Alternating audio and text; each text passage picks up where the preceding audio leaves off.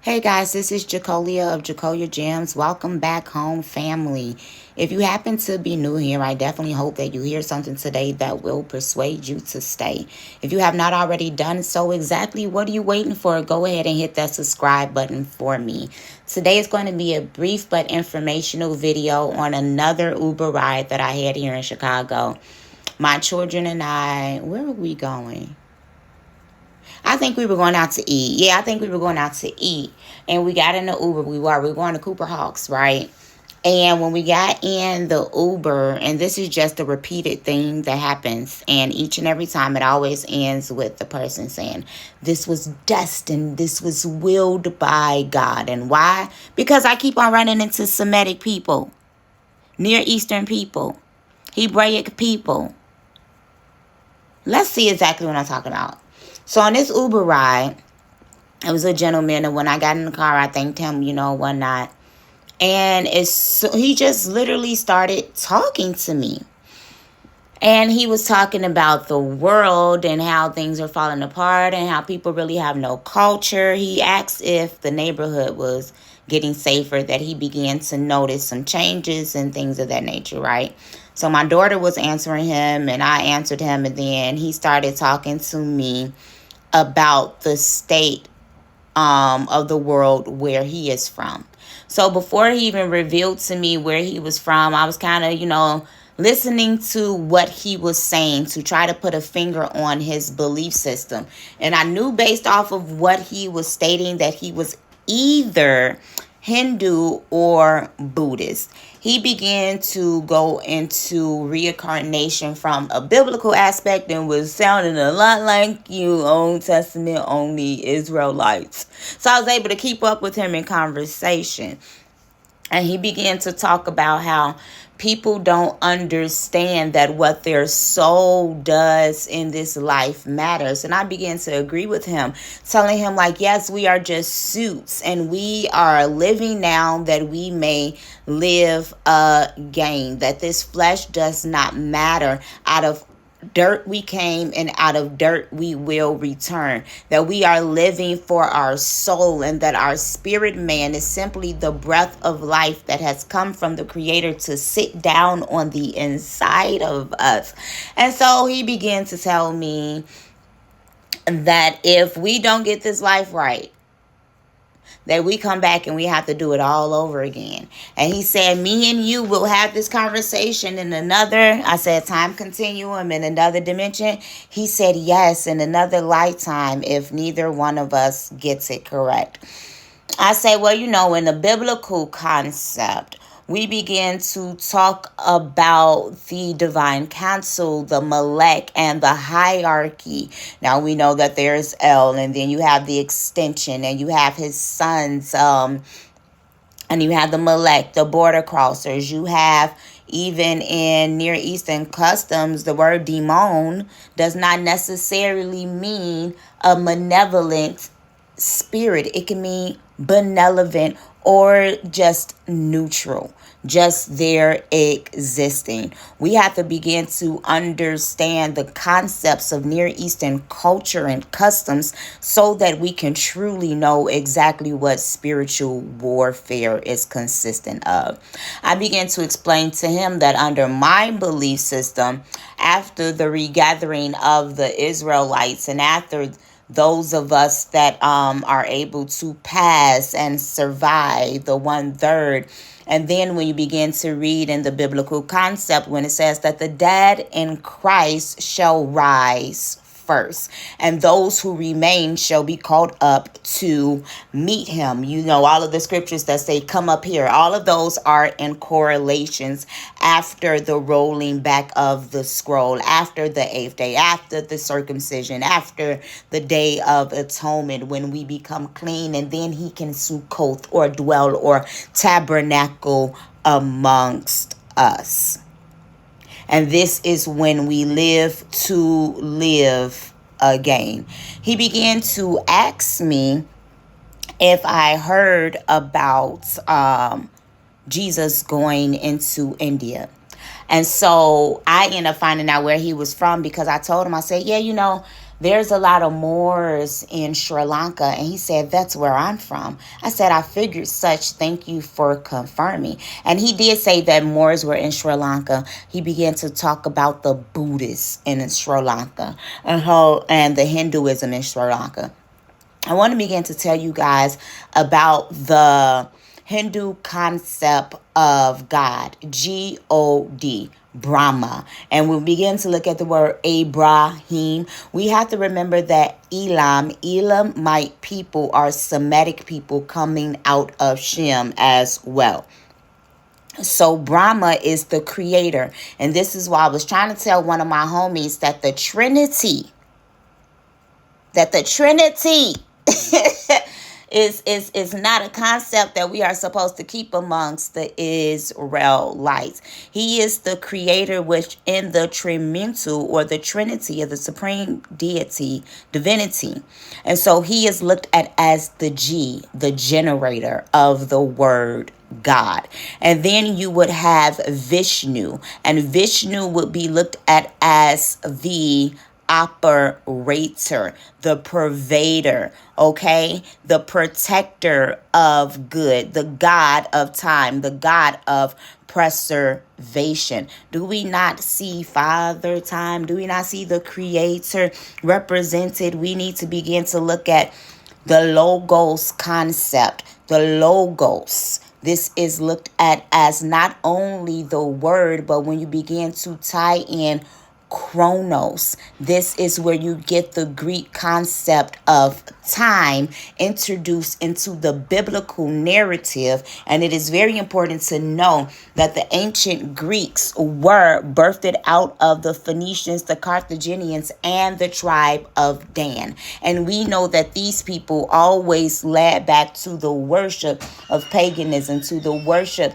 of the serpent, to the worship of the Trinity, to the worship of Mother Goddess and Father Goddess and virgins and so on and so forth, to the worship of equating the creation with the creator.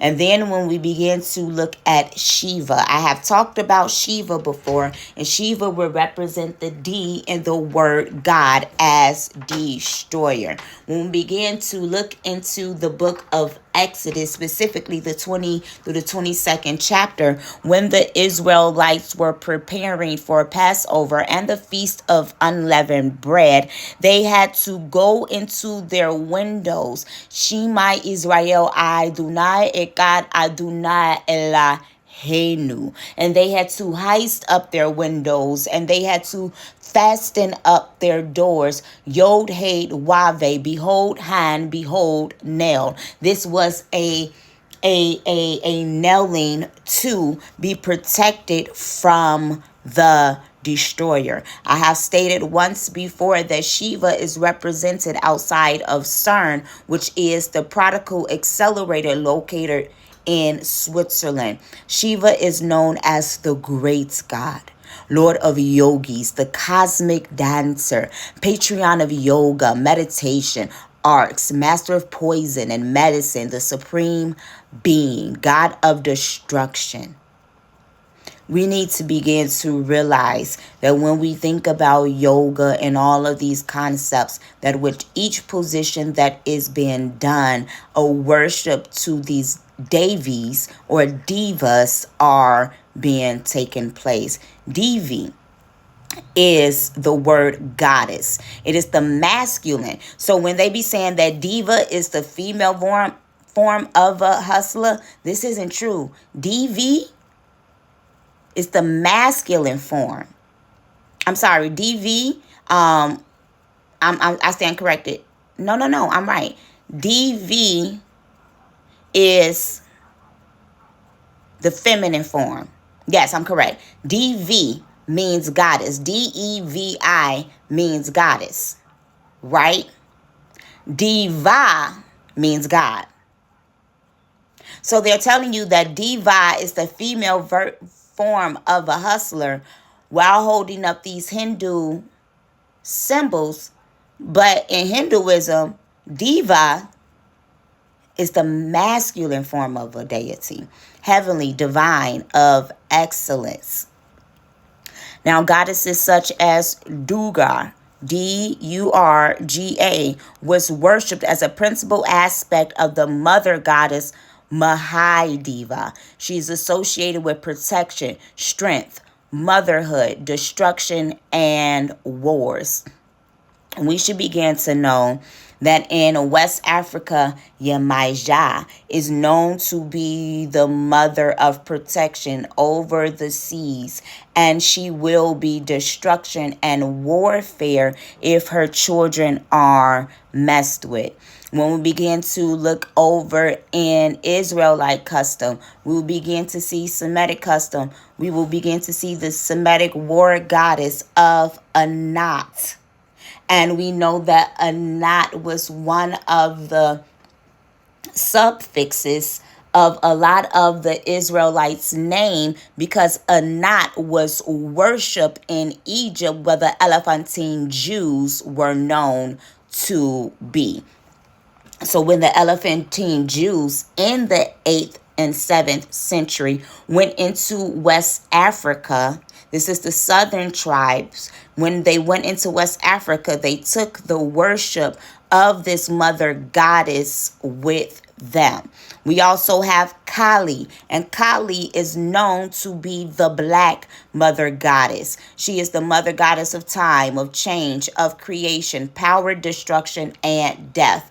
In ancient Egypt, this will be the same correlation as Mayats. Mayats or Mot, when we begin to look into Sumer. Both of them are representation of the goddess of time, change, creation, and death. And we know that in ancient Egypt, Mayats was looked at as the goddess of wisdom, but also the goddess of death. Some Egyptologists began to make the false assertion that the laws of Mayat predated the biblical laws, statutes, and commandments. When we begin to look at language, we will see that the Bible gives instruction that begins to say, thou shalt not. And the wisdom of Mayat begins to reply and says, I will not. Therefore, the instruction came from the Semitic deity first. We will also see that there was a similar goddess by the name of Mot in the Near East. Now let's take a look at Lakshmi. And this is another mother goddess of prosperity, fortune, wealth, power, abundance, beauty. And another name for her was Maya. Now this would make a correlation to Oshun amongst the Orisha. She is known to be very beautiful and a goddess of wealth and fertility and prosperity, which is why you see a lot of the celebrities today giving veneration to Oshun, and you see them doing these same poses as seen in Hinduism. And this is because it is all Babylonian in practice. When we begin to look into her symbols, this will lead us to Inanna. Her symbols consist of the lion as well as the tiger. It's also represented by the owl. When we begin to look into owl worship, we will see the Greek goddess by the name of Athena. We will also begin to look into the worship in Bohemian Grove with the 42-foot owl that a lot of the world's leaders go to makes quote-unquote mock sacrifices to. We should also begin to look into the Norse and Celtic god Odin. He is the one-eye god, and he is represented by an owl. Odin is known to be the father of Thor. And we know that Thor is nothing less than a Greek representation of the Orisha Shango. Now, Lakshmi is also associated with Maya, as I first stated. And in Indian philosophies, Maya is a representation of illusions or magic. When we begin to look into the Ten Commandments, one of the reasons why stealing is punishable by death is because it is considered second-hand witchcraft, the art of making something disappear. Now, we also know that the ancient Mayans were Babylonians and Assyrians. We know that they have identical ziggurats, which predated the ones that you see in Egypt today.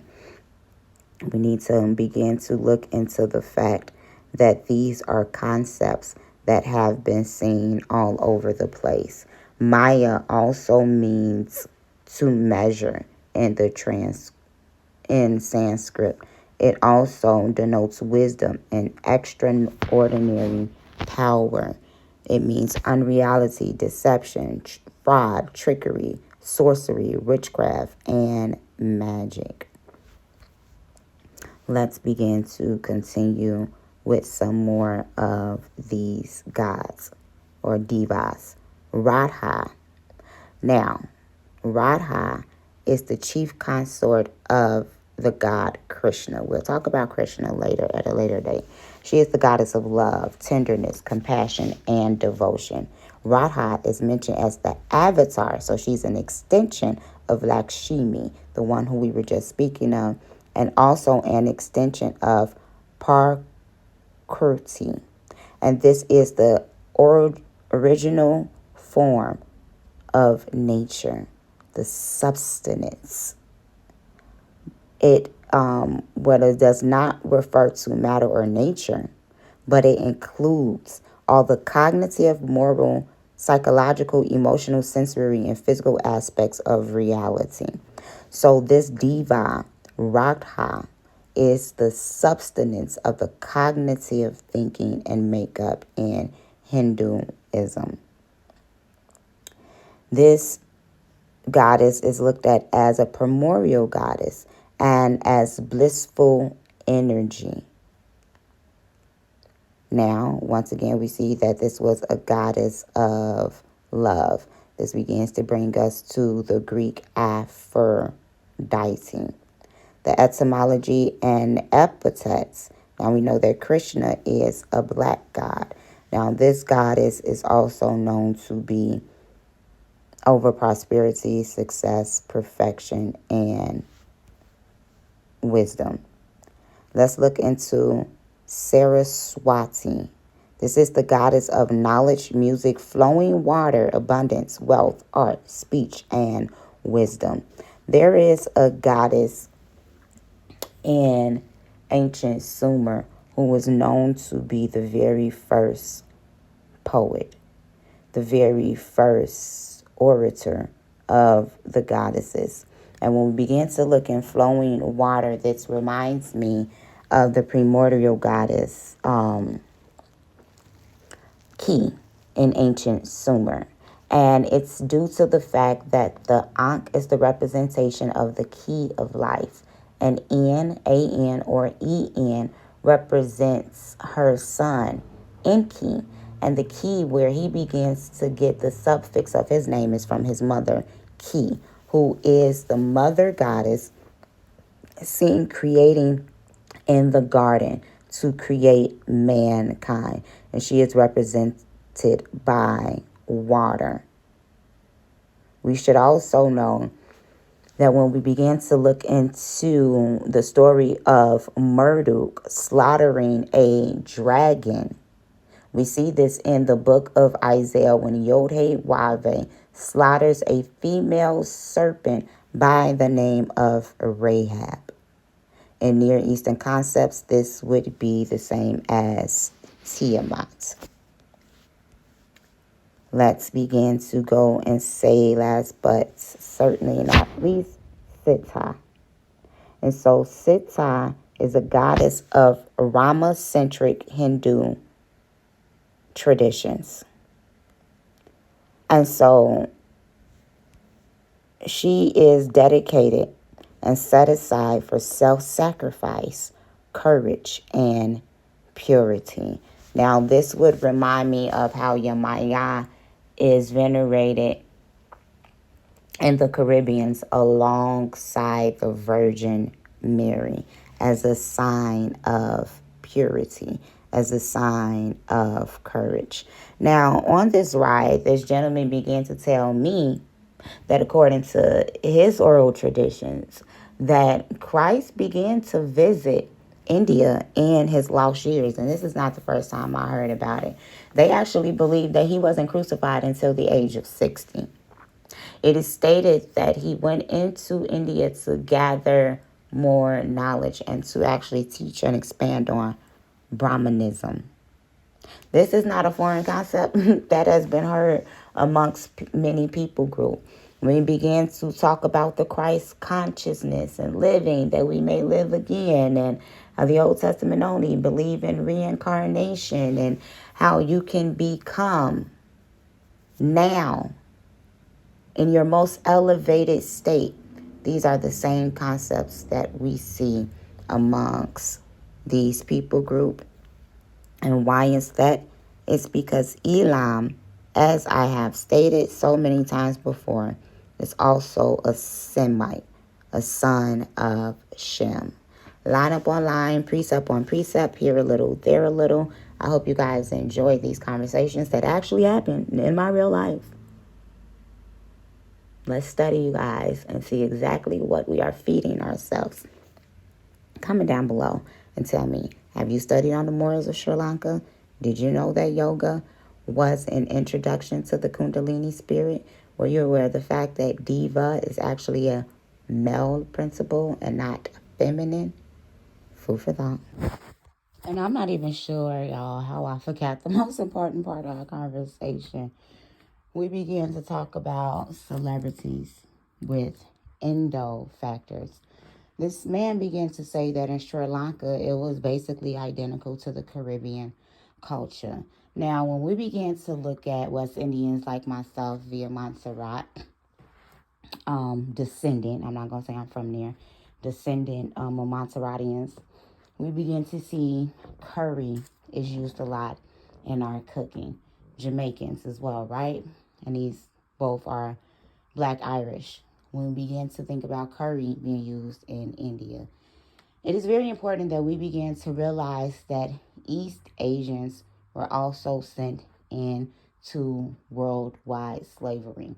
They were called Coolies and Chinos even during the civil rights era. So when you begin to look into the Caribbean, you have a lot of Indo Caribbeans. And so we began to talk about Nicki Minaj, and we also began to talk about Rihanna, whose paternal ancestors obviously have very strong Indo Caribbean features about them. And when we also begin to even think about the correlations between these Indians, some of the Indians, the Darwinians, and the Ethiopians, this would lead us to the Kushites that we also see in the Caribbean. It's also important for us to begin to reach back and to remember that the Kushites are seen amongst the Yoruba, and some of the Yoruba say that they are descendants from Nimrod, while other Yoruba identify with being sons of Ephraim. We also know that the Oromo people of Ethiopia is seen heavily populated in Jamaica. And these Oromo people are Ethiopians, shared culture. It's time for us to begin to find all of the Semitic people everywhere where we were scattered. And remember that Yod-Heh-Wav was the power of the Hebrews, the Assyrians, and the Egyptians. Line up on line, precept on precept, here a little, there a little. Food for thought. All material has been used for educational purposes only. Please visit the description to find out the sources of the video. Thank you.